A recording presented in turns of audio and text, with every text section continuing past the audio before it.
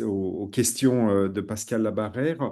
On a le plaisir d'accueillir maintenant Emmanuel Brochier, qui est docteur en philosophie, spécialisé dans le champ de l'épistémologie, qui est doyen des facultés libres de philosophie et de psychologie de Paris, à Denfert-Rochereau, et qui va intervenir, et ça vient à point nommé, étant donné les échanges qu'on vient d'avoir, sur le thème suivant, le problème de l'humanisme numérique au sein des organisations.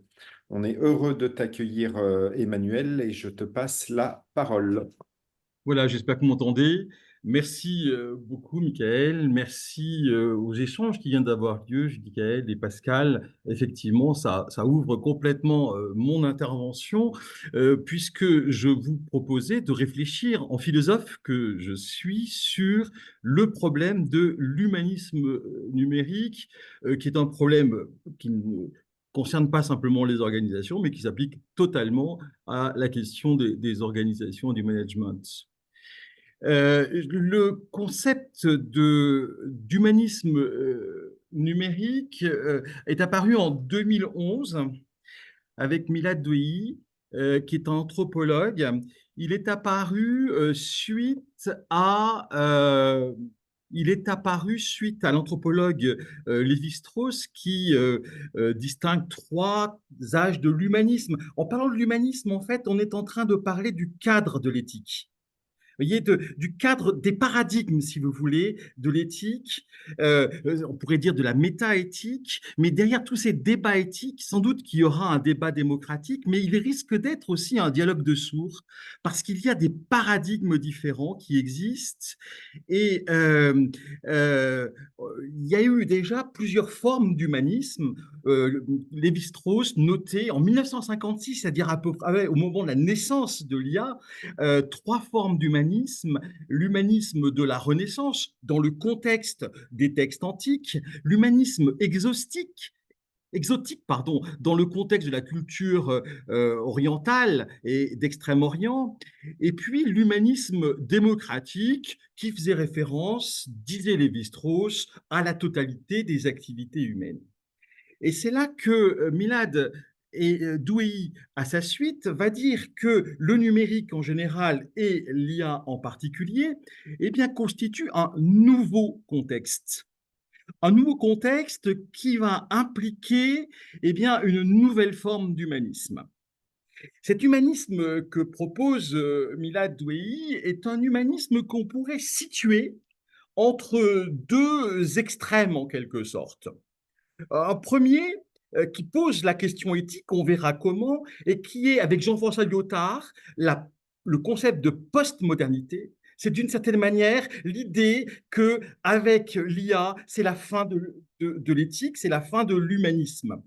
Et puis, d'un autre côté, avec un certain nombre d'auteurs appartenant au courant dit transhumaniste, qui veulent garder l'humanisme, mais en le modifiant profondément. L'humanisme numérique, eh bien, n'est ni de l'ordre de la postmodernité, ni de l'ordre du transhumanisme, mais nous allons essayer de voir comment, eh bien, son positionnement est un problème, en tout cas un défi auquel il convient de répondre quand on use ou quand on travaille à élaborer l'intelligence artificielle. Donc, on a bien compris que si on parle d'un humanisme numérique, c'est parce qu'il y a un nouveau contexte avec l'IA, avec l'ensemble des données et leur traitement qui font que la place même de l'homme est interrogée. Alors,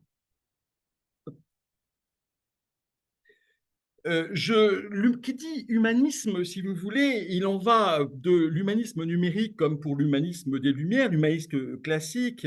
Cet humanisme se fait à partir de valeurs, et les trois valeurs fondamentales, c'est la valeur de liberté, la valeur d'égalité et la valeur de fraternité. Et je voudrais interroger chacune de ces trois valeurs pour montrer précisément les problèmes.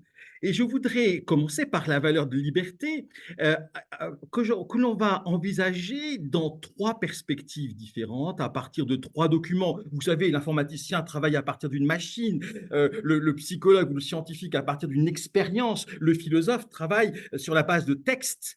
Et là, on va essayer de regarder sur des textes qui ont eu une très, très grande influence dans la pensée, dans la science et même dans l'organisation sociale, du monde économique. Trois grands textes. Science vient des frontières, un texte de 1945 qui est un texte important puisque c'est le texte où se trouve défini le modèle RD que vous connaissez. Et puis, un autre texte de 1979, La condition postmoderne de Jean-François Lyotard, que j'ai déjà un peu évoqué. Et enfin, un texte du Parlement européen en référence au texte de 1945, Society the Endless Frontier, qui introduit dans un sens bien précis le concept d'innovation comme valeur, ce qui change en quelque sorte eh bien, la question éthique concernant la liberté. Alors regardons ce problème de la liberté à partir de Science the Endless Frontier, qui est un texte, un rapport remis au gouvernement américain par Vannevar Bush, qui était un des pionniers, comme vous savez sans doute, de l'informatique. Donc c'est vraiment un texte qui est dans le sillage de l'informatique, de cette révolution informatique, à l'aube de la révolution informatique, qui définit le modèle RD. Alors il faut que je sois extrêmement rapide, il est extrêmement intéressant, il consiste à dire que la science apporte une grande contribution, on pourrait dire, au bien commun des États-Unis, que le scientifique doit être libre, laissé libre de ses recherches. J'allais dire, dans ce rapport, la valeur prioritaire est la valeur de liberté. Le scientifique doit être laissé libre de ses recherches. Et évidemment, il y aura des retombées, des retombées d'abord technologiques qui rendront on connaît bien cette logique, qui rendront les entreprises plus compétitives, et cela permettra trois choses: le plein emploi, dit le rapport, le plein emploi, la diminution du temps de travail. Essentiellement, et la diminution du temps de travail. De libérer du temps pour se cultiver, avoir du temps libre. Donc ce rapport qui définit le modèle RD eh bien, est un rapport qui va organiser en quelque sorte le temps libre, organiser le travail en vue du temps libre. Et je crois qu'on a bien aperçu les influences de ce rapport. Euh, avec l'IA, eh bien, je crois, Pascal demandait, est-ce qu'il y a des grands penseurs qui ont apporté une réflexion sur l'usage de l'intelligence artificielle? Je crois qu'il y en a un très grand, il est professeur à Oxford, qui s'appelle Nick Bostrom, précisément, et dont c'est la spécialité. C'est évidemment, son positionnement est discutable, néanmoins, il fait vraiment réfléchir sur l'usage des intelligences artificielles, notamment dans cet ouvrage qui s'appelle Super Intelligence, eh bien, de 2015, il dit encore récemment dans Les Échos, la fin du travail humain est le but implicite de l'IA. Alors, ça, c'est quelque chose qu'il répète souvent. Autrement dit, on pourrait dire le principe de Schumpeter ne fonctionne plus avec l'IA. En tout cas, quant à l'intention de l'IA. Si vous voulez, plusieurs ont rappelé, notamment Nielsen, dans les années 95, qu'il fallait revenir eh bien, au projet initial de l'IA, celui qui avait été en quelque sorte défini avant que le mot IA apparaisse par Alan Turing en 1950 dans Les ordinateurs et l'intelligence, cet article célèbre, où finalement Turing dit ceci: nous pouvons espérer, donc on est en 1950, nous pouvons espérer que les machines pourront égaler les hommes dans tous les domaines purement intellectuels. Et derrière cette idée, en tout cas c'est ainsi que Bostrom comprend les choses, eh bien il y a bien l'idée que finalement théoriquement, en tout cas dans l'objectif que l'on se donne, lointain, non pas pratique, non pas comment dire immédiat, eh bien il y a cette idée que toutes les tâches intellectuelles, eh bien toutes les tâches qui demandent de l'intelligence, une machine devrait pouvoir les accomplir. Alors, la première question qu'on peut sans doute se poser, eh bien, c'est est-ce que alors, je voudrais simplement, pardon, avant de poser la question, faire remarquer une étude de Muller et Bostrom en 2016 où ils notaient que la majorité des professionnels de l'IA partageaient cette conviction, la conviction qu'on vient de rappeler de Turing. Euh, donc, cet article serait sans doute à vérifier, mais c'est intéressant de voir qu'il y a évidemment des objectifs spécifiques, immédiats, mais l'IA, ce n'est pas d'abord une machine particulière, c'est un champ disciplinaire, comme chacun sait, et à sa racine, on avait ça avec, eh bien, évidemment, Marvin Minsky ou d'autres, eh bien, il s'agit d'une intelligence artificielle générale qui était escomptée. Alors, la question est là, c'est-à-dire que si, eh bien, c'est en quelque sorte la fin du travail humain, le philosophe essaie d'envisager, comment dire, d'anticiper en quelque sorte ce que serait la suite. Et c'est en général à la lumière de ce que pourrait être la suite qu'on prend des décisions dans le présent. Et la question est, est-ce que, eh bien, nous allons permettre aux gens le choix de travailler ou de ne pas travailler, de choisir le temps de travail? Est-ce que si ce n'est plus en raison du travail que l'on a un revenu, est-ce qu'il y aura la mise en place, et des questions qui ont été vraiment travaillées, d'un revenu universel? Va-t-on, pour subvenir aux besoins de chacun, nudger, surveiller ou punir? Ou au contraire, va-t-on favoriser l'empowerment? L'empowerment, c'est le nouveau mot peut-être qui pourrait avoir un sens à la place du concept classique de l'humanisme, à savoir le concept d'émancipation. L'humanisme des Lumières parlait d'émancipation. Aujourd'hui, on peut parler d'empowerment. En tout cas, il est question d'être capable d'exercer sa liberté autant qu'il est possible. Ça, c'est la première question qui est donc posée à partir de ce rapport donc de 1945. Sauf que depuis, après les chocs pétroliers, le chômage de masse, cette fois-ci, c'est le gouvernement du Québec qui demande à Jean-François Lyotard, un philosophe, en 79, de faire un rapport sur l'état du savoir. C'est le sous-titre de ce rapport, et Lyotard va introduire le concept pour la première fois en philosophie de postmodernité. De quoi s'agit-il? Pour aller vite, il s'agit de la fin des grands récits, notamment du récit d'émancipation, c'est-à-dire finalement cette idée que le progrès technique, le progrès des connaissances devrait conduire à plus de liberté. Et ce qui est intéressant dans ce texte, eh bien, c'est que Lyotard fait le lien avec l'informatique. Finalement, si on devait commenter, on pourrait presque dire que pour Lyotard, il va se passer avec l'informatique et l'IA, avec la machine intelligente, eh bien, exactement ce qui s'est passé avec l'imprimerie, c'est-à-dire un changement d'époque. Les règles, y compris la manière de poser des questions éthiques, devraient changer. Et ici, pour Lyotard, il fait un constat. C'est de l'ordre du constat.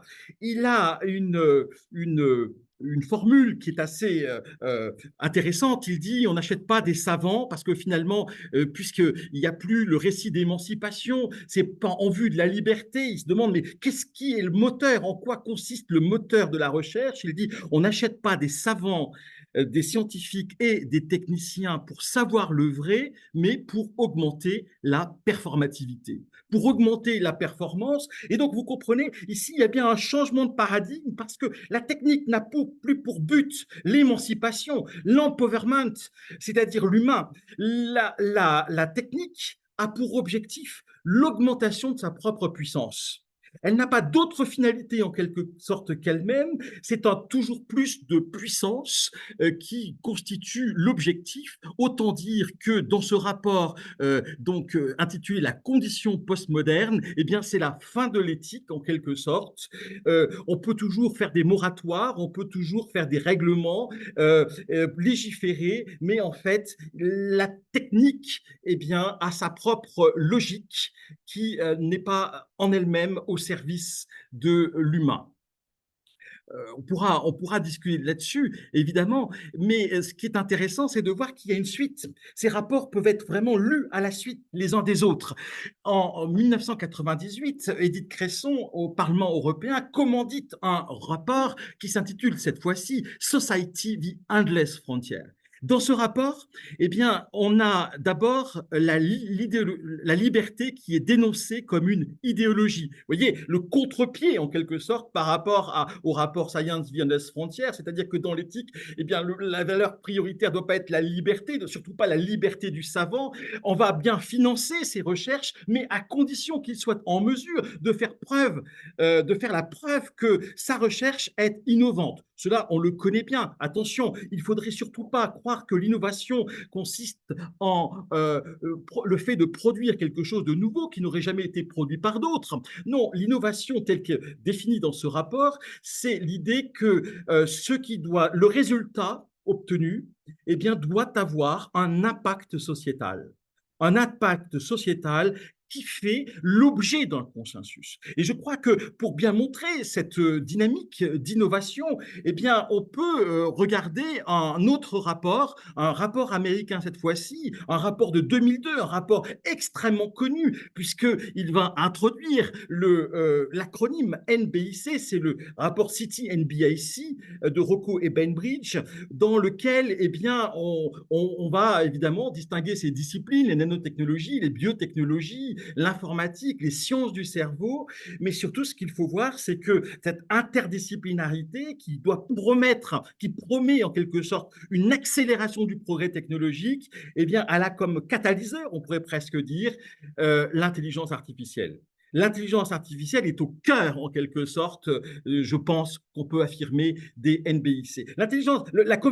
La convergence technologique, c'est l'idée qu'un progrès dans une discipline doit permettre des progrès dans d'autres. C'est grâce d'ailleurs à l'informatique qu'on a pu développer des microscopes à force atomique ou à effet tunnel. C'est grâce à l'IA qu'on a pu, en biotechnologie, faire des xénobots, c'est-à-dire les premiers robots à partir de cellules souches de grenouilles, comme vous savez, c'est assez récent. Et donc, comment dire, les progrès d'une discipline doivent permettre des progrès dans les autres disciplines et ainsi accélérer le rythme du progrès.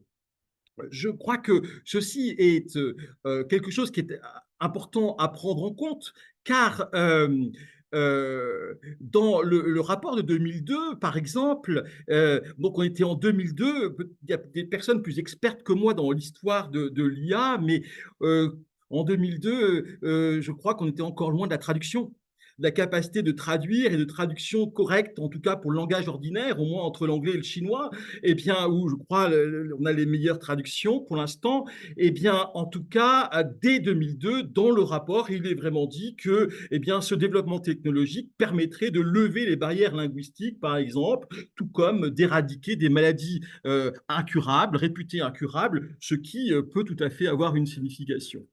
Donc, c'est intéressant parce que ce rapport Society Beyond Frontières et ce rapport City NBIC que je mets ensemble, eh bien, parce que l'un est le prolongement de l'autre, eh bien, comment dire, montre une chose, c'est que le progrès est une question de volonté.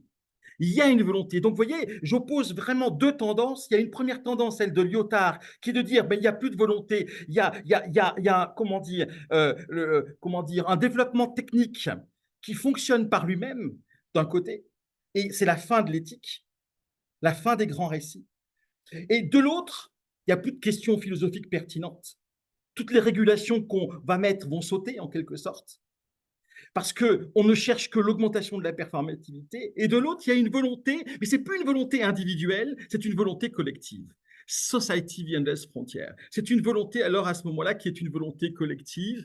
Et à ce moment-là, de fait, eh bien, nous avons, comment dire, un cadre qui n'est pas le même pour penser des questions éthiques. Surtout si on se projette vers celui qui se présente comme le pape du transhumanisme. Je veux dire Ray Kurzweil, qui travaille, donc, comme vous savez, chez Google, un ingénieur de génie, et qui a proposé le concept de singularité. Il est lui aussi de cet avis qu'il y a un progrès exponentiel vers un point qu'il date à peu près pour 2045, la singularité. En 2029, pour lui, eh bien, l'IA aura passé le test de Turing et il estime qu'en 2045, eh bien, c'est la Terre tout entière qui constituera en quelque sorte un seul et même ordinateur.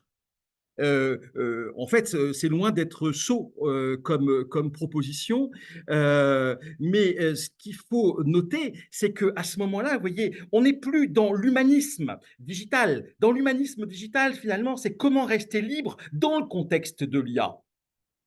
Tandis que dans cette perspective, qui est finalement celle du transhumanisme, eh bien là, il s'agit de trouver une nouvelle forme de liberté. D'ailleurs, les transhumanistes nous donnent un nouveau nom. On le voit par exemple dans la déclaration de transhumaniste. On parle de liberté morphologique. Et Kurzweil a écrit un livre qui s'appelle The Singularity is Near, où il montre très clairement en quoi peut consister cette liberté morphologique, c'est-à-dire dans le fait que nous aurons les moyens, grâce à l'IA, eh bien, de modifier, de remplacer notre corps biologique par des structures nanotechnologiques. Kurzweil n'est pas quelqu'un qui, comment dire, manque d'autorité. Je sais qu'il y a très peu de temps, eh bien, au FMI, quand on s'interrogeait sur les prochaines années, les 20 prochaines années, eh bien, c'était Kurzweil, on le trouve sur Internet, qui était interrogé. Autrement dit, il a une véritable autorité et il est sûr que si on prend des décisions éthiques dans la perspective de la singularité, on ne prend pas les mêmes décisions éthiques que si on prend des décisions éthiques dans le cadre d'un humanisme digital. Alors, on va retrouver le même phénomène en quelque sorte à travers avec la valeur d'égalité. Même problème, si vous voulez. Cette fois-ci, je voudrais l'envisager à travers trois textes, dans la perspective de trois textes. Cyborg Philosophie de Thierry Hoquet, un livre vraiment remarquable qui va réfléchir à partir de la science-fiction.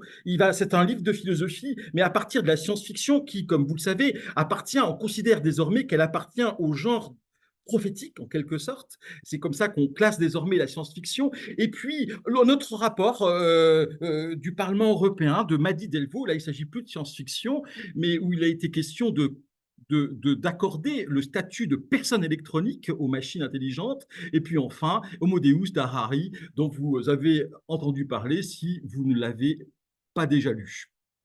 Alors, regardons d'abord ce que dit Thierry Hoquet.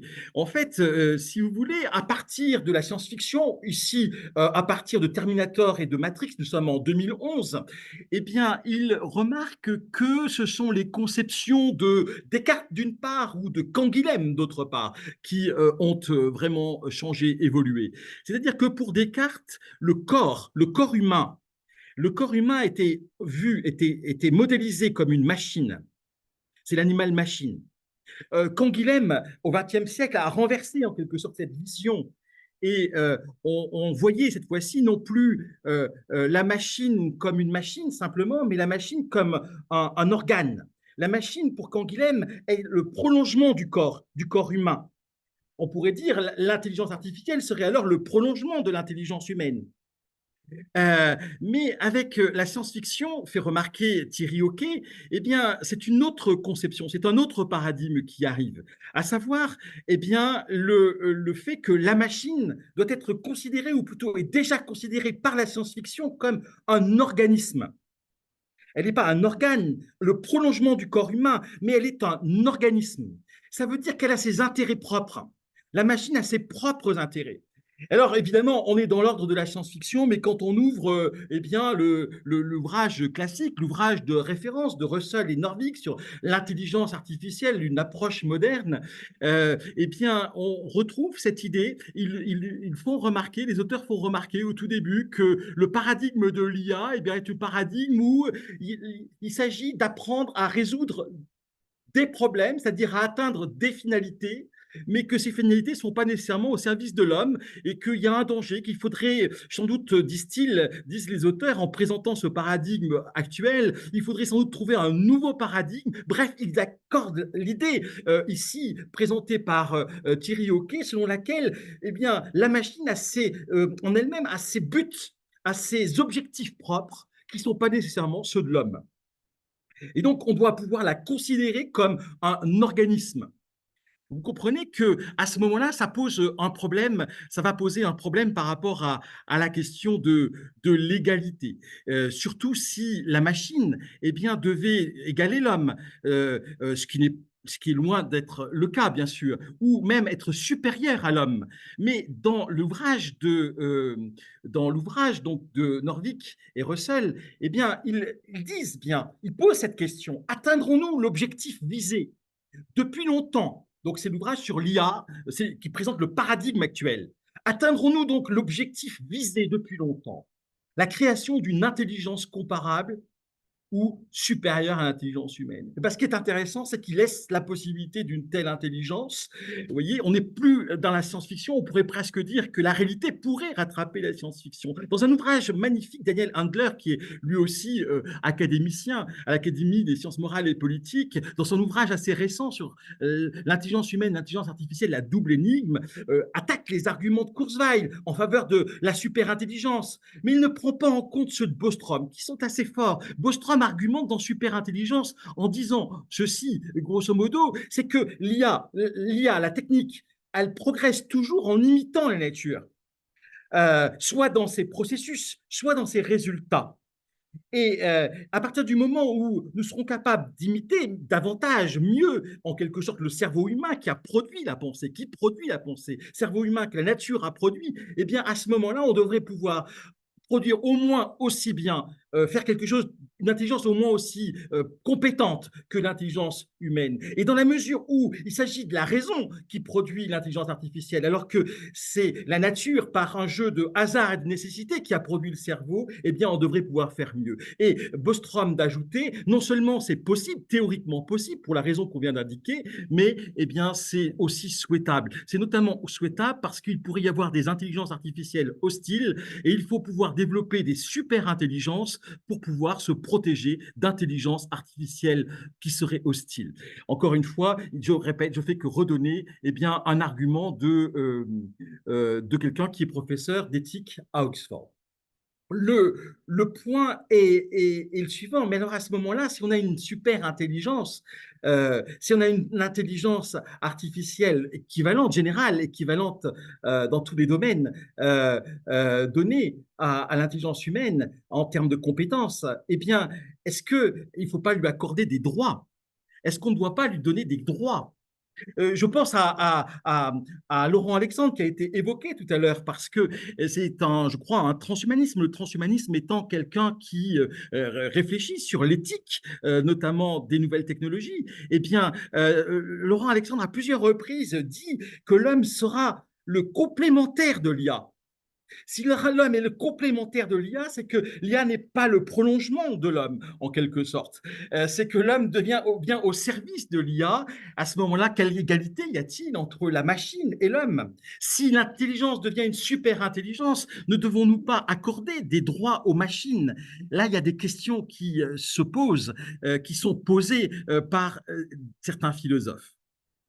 Alors, je pense que tout cela, il faut le concrétiser et c'est pourquoi je voudrais faire référence au rapport Madi-Delvaux qui a été approuvé, adopté le 12 janvier 2017 par le Parlement européen et notamment ce point, à savoir qu'il faudrait conférer un statut juridique spécial de personne électronique pour les robots autonomes les plus sophistiqués. Donc pour l'instant, il n'y a pas un tel statut, mais c'est vraiment cette idée qu'on ne doit pas considérer la machine comme une chose, comme un simple objet, mais qu'on pourrait la considérer comme une personne. Évidemment, Madi Delvaux, pour l'instant, refuse les droits aux robots. Néanmoins, aux robots de quatrième génération, c'est-à-dire dotés d'intelligence artificielle. Mais néanmoins, les transhumanistes, comme on le voit dans la déclaration transhumaniste, proposent une morale dite inclusive. Et donc, ne voient aucune difficulté à ce qu'il y ait pour les robots, eh bien, des droits, que les hommes aient des droits et que les robots aient des droits s'ils sont au moins aussi intelligents que l'homme, voire avec une super intelligence. Alors, je crois qu'il est venu le moment de faire référence à Harari qui, cette fois-ci, va nous montrer le problème, mais de l'autre côté.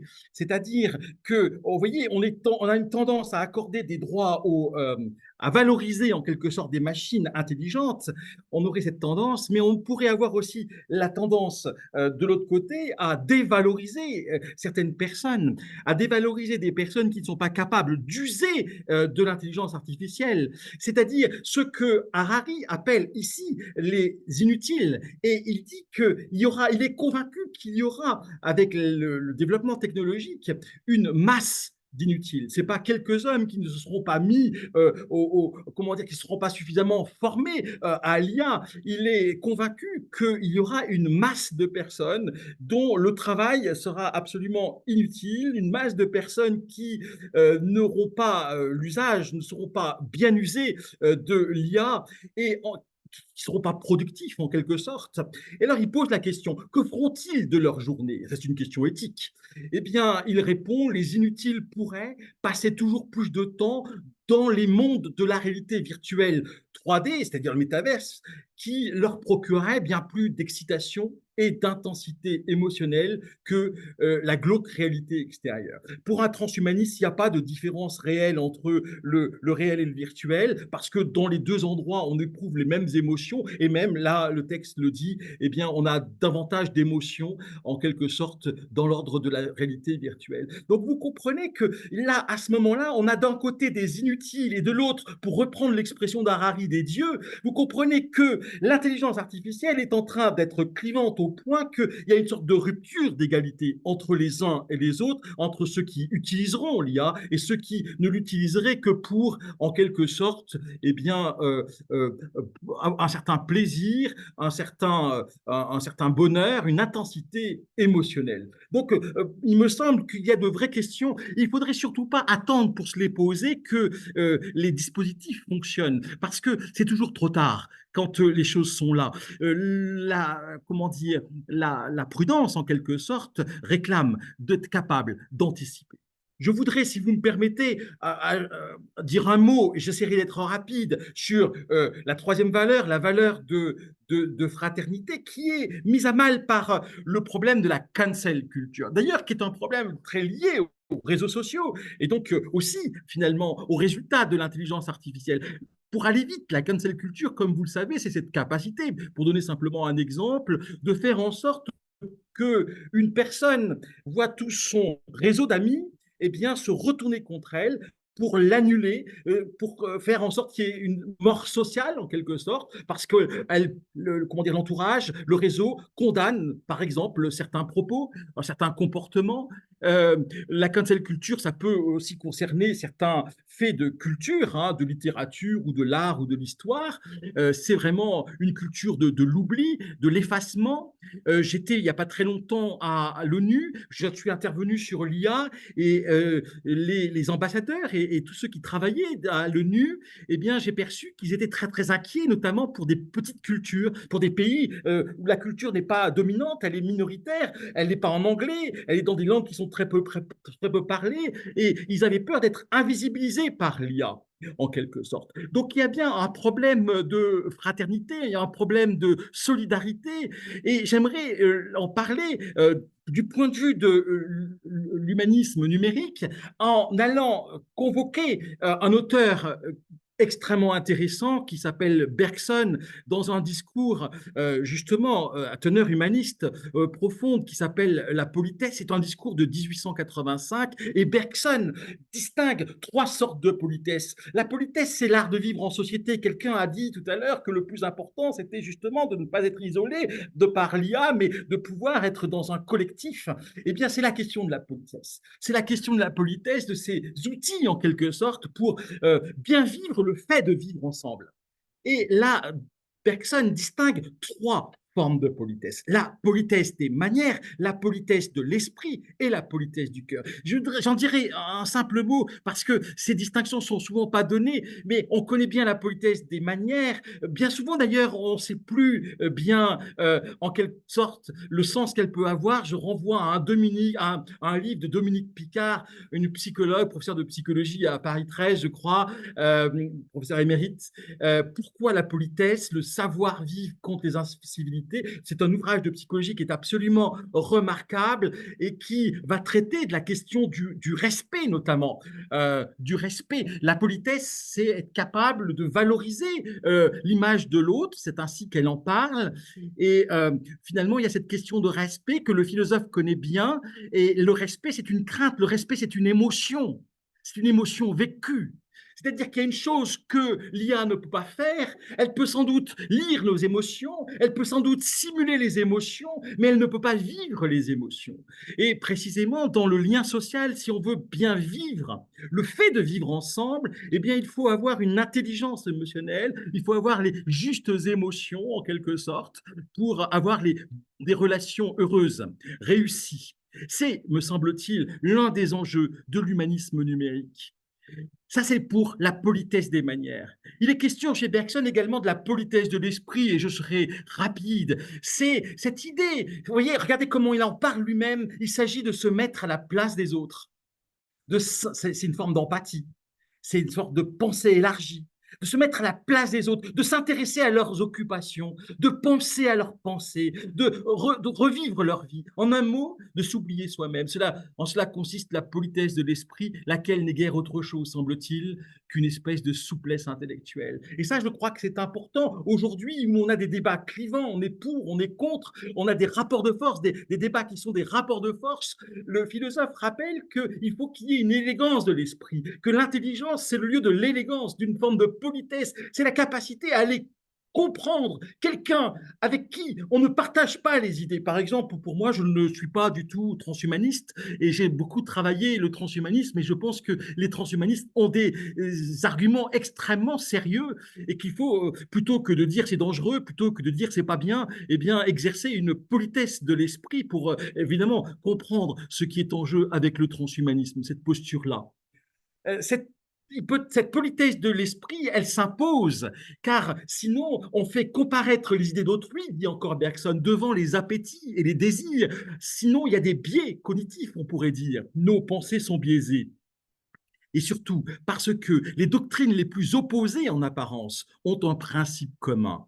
En s'emportant contre ce qu'on croit être l'opinion d'autrui, on condamne aussi la sienne. Et Bergson de dire, cette politesse d'esprit, cette capacité à aller rejoindre l'autre, y compris quand je ne suis pas d'accord avec lui, eh bien c'est ce à quoi les humanités nous exercent, c'est ce à quoi la philosophie nous prépare, et c'est pourquoi, avec le numérique, il faut un humanisme numérique, c'est-à-dire il faut jamais oublier les humanités, cette capacité à exercer une souplesse d'esprit pour être capable de comprendre ce qu'il y a de pertinent dans la pensée de ceux avec lesquels on n'est pas d'accord. Et au-delà de ça, il y a ce qu'il appelle une politesse supérieure, la politesse du cœur. Elle consiste en un discours, en une louange, une parole qui engendre en quelque sorte, on pourrait dire, une espérance, un espoir. Il s'agit d'une expression de reconnaissance qui est un autre ordre que l'ordre de la connaissance ou de l'information. L'IA traite de l'information, a-t-elle de la connaissance? C'est une question. Ce qui est sûr, c'est qu'elle n'a pas de reconnaissance. Et pourtant, la reconnaissance est nécessaire pour bien vivre, le fait indispensable de vivre ensemble. Et donc, vous l'avez compris, je crois qu'avec l'humanisme numérique, trois défis nous sont lancés. Le défi de l'empowerment, le défi de la liberté. La liberté est menacée. J'ai fait qu'effleurer le problème, mais je crois profondément qu'avec l'IA, la liberté vécue, je dirais, pas simplement le droit de faire ceci ou cela, la liberté vécue, la liberté est menacée. La liberté, c'est quelque chose qui est l'objet d'un combat, qui est l'objet d'une formation. C'est l'objet, en fait, comment dire, c'est cette formation qui risque d'être occultée, d'être oubliée devant les prodiges de l'IA. Deuxième défi, c'est le défi de l'homme augmenté. L'expression a été donnée. Le risque, c'est de penser qu'il faut augmenter le corps au point de le transformer, d'augmenter le cerveau. Les Chinois ont commencé, je crois, en travaillant, en faisant de l'eugénisme, à partir de CRISPR-Cas9 ou d'autres techniques euh, euh, euh, qui permettent de l'eugénisme. Laurent Alexandre, qui a déjà été évoqué, estime que pour rivaliser avec l'IA, il faudra, par les biotechnologies, augmenter le cerveau humain.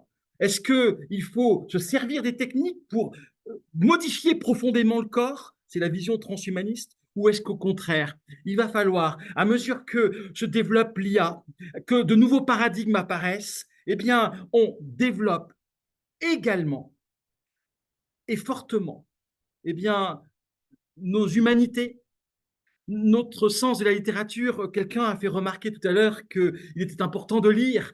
Je le crois plus que jamais. Il en va précisément, eh bien, en quelque sorte, notre capacité à être augmentée. Car lire, car s'instruire, car se cultiver, c'est-à-dire apprendre à connaître, à dire la valeur des choses, eh bien, c'est une autre manière d'être augmenté. C'est une belle manière d'être augmenté qui, eh bien, à mon avis, est au service de la liberté. Pour ça, eh bien, il y a le défi, comme le dit Milad Douei, de la PDA, de l'éducation. Et je crois que c'est un véritable chantier. Quelle éducation à l'heure de ChatGPT? Je vous remercie de m'avoir écouté.